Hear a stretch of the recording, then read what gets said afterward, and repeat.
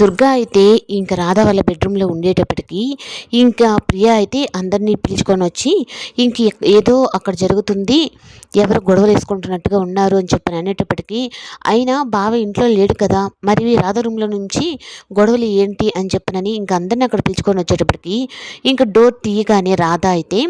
ఇంకా దుర్గాని అయితే చూపించేస్తుంది అందరికీ. చూసారా, తను ఏ తప్పు చేయలేదు అని చెప్పి అన్నప్పుడు దుర్గా ఈ బెడ్రూమ్లోకి ఎందుకు వచ్చాడు అని అనగానే ఇంకా రాధనే ఫోన్ చేసి నన్ను పిలిచింది, అందుకే నేను కిటికీ డోర్ నుంచి వచ్చాను అని చెప్పని దుర్గా అంటాడు. రే దుర్గా, నువ్వు ఎక్కువ మాట్లాడావంటే నేను చంపేస్తాను అని అంటే, చూసారా సార్, ఏదో తన సొంత మొగుడైనట్టు నన్ను ఎలా బెదిరిస్తుందో, మా ఇద్దరి ప్రేమని ఒప్పుకోండి, నన్ను రాధని కలిపేసేయండి సార్ అని చెప్పి నన్ను అంటూ ఉంటే ఇంకా దమయంతికి అయితే ఈ గొడవ ఇలాగే జరుగుతూ ఉంటుంది, అయినా ఇలాంటి దాన్ని నువ్వు అసలు ఇంట్లోనే ఉండాల్సిన అవసరం లేదు, రా ముందు నిన్ను అని చెప్పనని ఇంకా రాధనైతే దమయంతి లాక్కొని వస్తూ ఉంటే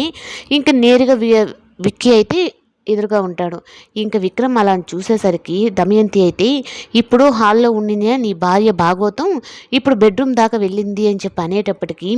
నా రాధ ఎలాంటిదో నాకు తెలుసు, అయినా ఒకరు చెప్తే సర్టిఫికేట్ ఇవ్వాల్సినంత అవసరం లేదు, ఈ విక్రమ్ నువ్వు ఎలా దొరుకుతావా అని చెప్పని నీ కోసం ఎదురు చూస్తూ ఉన్నాను, కానీ నువ్వే ఈజీగా దొరికేసావురా దుర్గా అని ఇంకా దుర్గానైతే పోలీస్ స్టేషన్కి ఈడ్చుకొని వెళ్తాడు. ఇంకా ఈ ఇంట్లో ఈ సమస్య అంటారా, వీడి పని చూసేసి వచ్చిన తర్వాత